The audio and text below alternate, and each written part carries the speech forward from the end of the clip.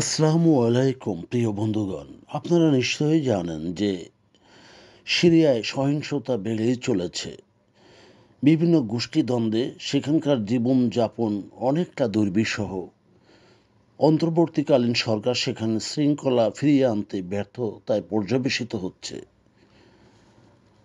তাই সবারই জিজ্ঞাসা যে আসাদের পতনের পর সিরিয়ায় কী হতে চলেছে। আসাদের পদত্যাগের পর থেকেই সেখানে একটি অন্তর্বর্তীকালীন সরকার গঠিত হয়। সেই অন্তর্বর্তীকালীন সরকার ক্ষমতায় আসার পরই যুক্তরাজ্য, মার্কিন যুক্তরাষ্ট্র সহ পশ্চিমা ইউরোপীয় ইউনিয়ন সর্বোপরি নিষেধাজ্ঞা তুলে নিয়েছিল। দীর্ঘদিনের চলমান সংঘাতে সিরিয়ায় জনজীবন বিপর্যস্ত। প্রায় 1.1 মিলিয়ন মানুষ সেখানে বাস্তুচ্যুত হয়েছে। এক দশকেরও বেশি সময় ধরে স্কুল, কলেজ, হাসপাতাল সহ সকল সরকারি অবকাঠামোর ব্যাপক ক্ষয়ক্ষতি হয়েছে। শুধু তাই নয়, 4.5 মিলিয়ন সিরিয়ান শরণার্থীও রয়েছে পার্শ্ববর্তী বিভিন্ন দেশে। 2025 সালের পর থেকেই আইএমএফ ও মার্কিন যুক্তরাষ্ট্র সিরিয়ার সাথে যোগাযোগ শুরু করেছে। যদিও সিরিয়ার বিভিন্ন গোষ্ঠীর বিরুদ্ধে সহিংসতার অভিযোগ রয়েছে, যার মধ্যে রয়েছে আসাদ সরকারের সাথে যুক্ত একসময়ের আলাউট ও খ্রিস্টান সম্প্রদায় বা দ্রুজ, যাদের প্রতিবেশী দেশ ইসরায়েল সর্বোপরি সমর্থন দিয়ে থাকে এবং সমর্থন করার প্রতিশ্রুতি দিয়েছে। মার্চ মাসে সিরিয়ার উপকূলীয় অঞ্চলে আসাদ সমর্থিত অ্যালাউটদের বিরুদ্ধে সর্বাধিক সহিংসতার খবর পাওয়া গেছে এবং সেখানে 1,000 থেকে 1,500 জন নিহত হয়েছে। জাতিসংঘ ও মার্কিন যুক্তরাষ্ট্র সহ পশ্চিমা দেশসমূহ অ্যালাউটদের সহিংসতার কার্যকলাপের তীব্র নিন্দা করেছে।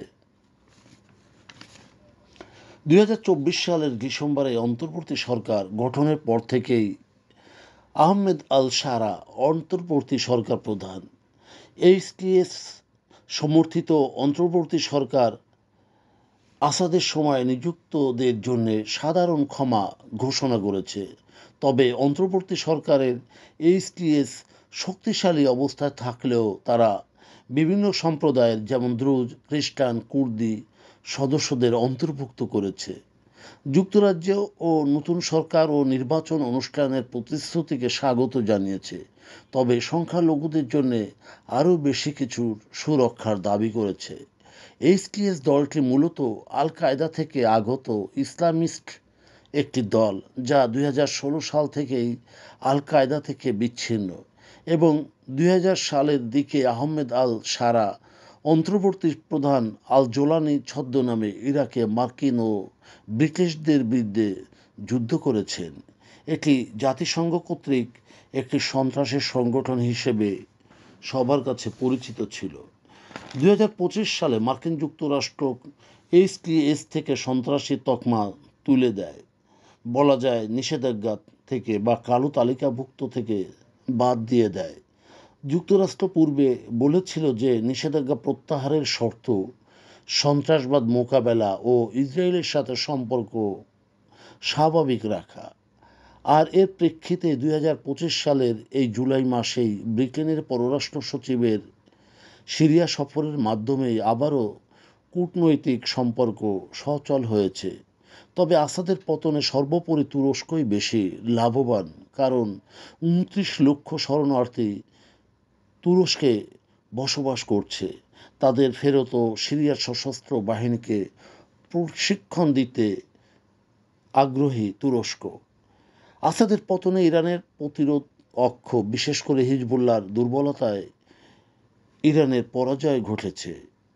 আসাদের পতনে ইরান থেকে লেবাননের একটি গুরুত্বপূর্ণ স্থলপথ এখন বন্ধ হয়ে গেছে। সরবরাহ চ্যানেল বন্ধে হামাস ও হিজবুল্লাহ এখন অনেকটা দুর্বল অবস্থানে রয়েছে। সিরিয়ায় এখন মার্কিন যুক্তরাষ্ট্রের প্রায় 2000 সেনা অবস্থান করছে, যদিও ট্রাম্পের কথা অনুযায়ী সেটি অচিরেই অর্ধেকে নেমে আসবে। প্রিয় বন্ধুগণ, যদি আমাদের এই তথ্য গল্প আপনার ভালো লাগে তাহলে লাইক এবং শেয়ার দিন এবং এখন আজ আমাদের সঙ্গে থাকার জন্যে ধন্যবাদ। আমাদের ফলো দিন এবং সাবস্ক্রাইব করুন।